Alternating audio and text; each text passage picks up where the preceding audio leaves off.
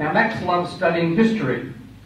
As a result, he has discovered there are 5 words that seem to be synonymous with outstanding people throughout history. He believes these are the 5 most important words in the history of the world. It is these 5 words Max will share with us today. So will you please join me in welcoming Max Hitchins. He's also Melbourne Queen. Thank you, Gary.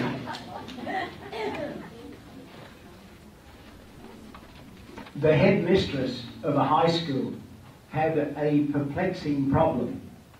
It was brought to her by the janitor. You see, the senior girls were wearing lipstick. And this was allowed, that was okay.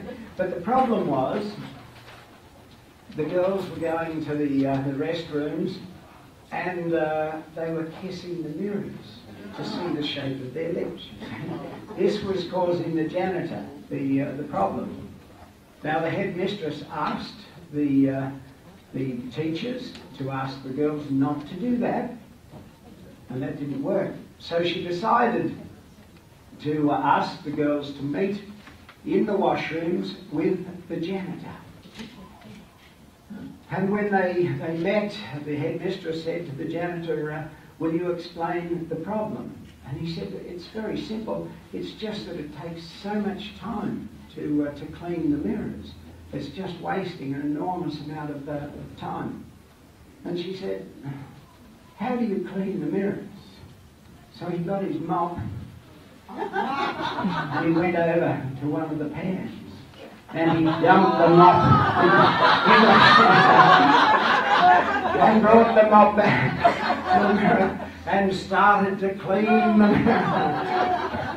Now I'm reliably told that no one ever kissed the mirror again.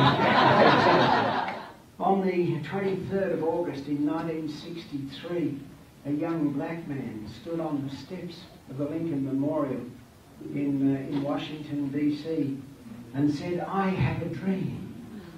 I have a dream that one day this nation will rise up as one and live out the true meaning of its creed, that all men and women are created equal.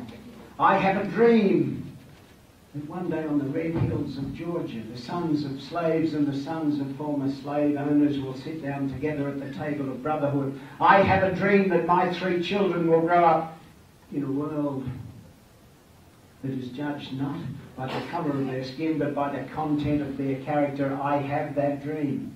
Anybody? Martin Luther King. Martin Luther King, yes. And I'm from Moree. Moree. Who knows Moree? Who's ever been there? Okay. Oh, quite a few. You've been to the hot baths? Hot baths. Now, I swam in those baths every day of my life when I was in Moree. We loved the baths. But I remember when they said I was going to write a book, someone said to me, how could you write a book? You're from Moree. So I said, well, buggy them. I'll show you how I can write a book. So I wrote a book because I was thrown in, as mentioned, to run a pub as a teenager. My brother and I, when Dad died of cancer at the age of 54, and I remember Dad had borrowed money, sort of come through little leasehold pubs, and worked his way up to finally buying a freehold in his beloved hometown of Moree. And he borrowed money everywhere, absolutely everywhere. At that age he wasn't planning on dying at all, so it was somewhat of a shock to us all, as you can well imagine. But when he died with the money owing all over the place, I remember the bank manager called my brother and I into his office and said, we're going to have to call up your loan. This is 2 weeks after Dad died, and he said, you're too highly geared. Now, the only good thing about the conversation was we had no idea what he was talking about. We didn't know what gearing or gears were. I had gears on my push bike. What's he want with my push bike? And it was a battle, but we did get through. It took us 10 years to do it, but we got through it. It was a matter of head down and thumbs up and work like crazy. And I'm guessing that you guys have all done much the same thing. This is why the kids are so much smarter. She brought a report card home, and I remember looking at the report card and I said, look at this report card. I said, that's awful. I said, history, B minus.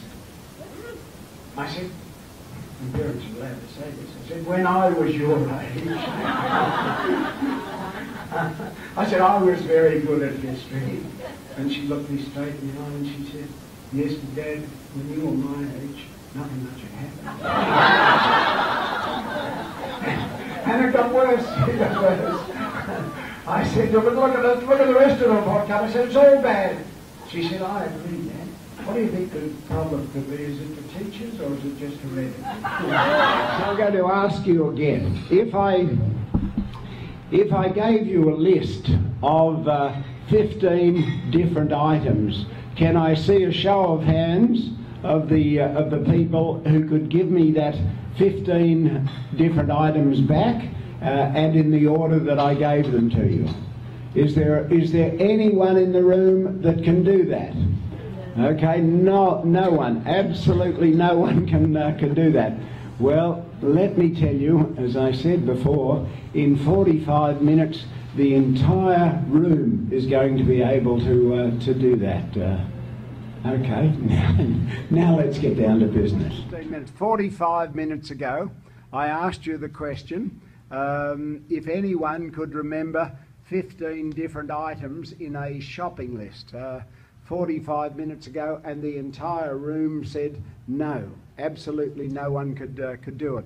Now, 45 minutes later, we've just done this session, and is there anyone that can't remember the 15 different items?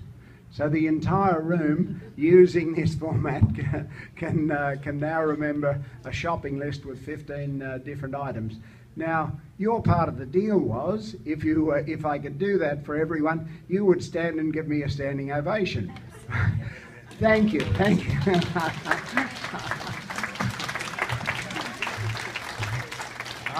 You are too kind, you are too kind. Today, here at Ingleburn Progress Club, we had the pleasure, in fact the honour, of having Max talk to us. And he did a magnificent job. And I sat there listening. I admired the way he captivated his audience and held their interest for the whole hour. Max, I just came from your talk on American presidents. How can an Aussie know so much about American presidents? Especially stuff I don't know. I lived in America all my life, and it was fun. Lots of facts that I can take back, family and friends, and say, did you know this? And would you believe it was an Aussie who told us this? It was great fun, Max. And when you ended with our national anthem, and we stood... I'm Max Hitchins. I'm the author of The Hospitality Jungle and a series of marketing ebooks for the hospitality industry. I often like to finish my presentations with a verse that I've taken from the back pages of The Hospitality Jungle, titled, Is Anybody Happier Because You Passed Their Way? Recently, my granddaughter, Billy Bridger, asked me for some advice on public speaking. She had to speak at a celebration of excellence night at her school. It was the final night for the seniors of this year, and I proudly tell that she's been elected school captain for next year. So she wanted to do something very special as the final presentation for the night. I suggested she might finish with, is anybody happier because you passed their way? And I was very thrilled when she took the suggestion and decided to use it. I've often been asked to put this verse up on the net. So many people like it from my presentations, and just hadn't done it. And I guess I'm really prompted by my granddaughter, but I'm also prompted by a family friend, Kay Wright from Dallas, Texas, who heard about Billy's presentation and how successful it was and how she had finished with this verse. So I happily put it up on the net. I hope you enjoy it. It goes like this. Is anybody happier because you passed their way? Does anyone remember that you spoke with them today?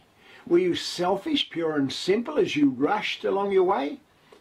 Or is someone mighty grateful for a deed you did today?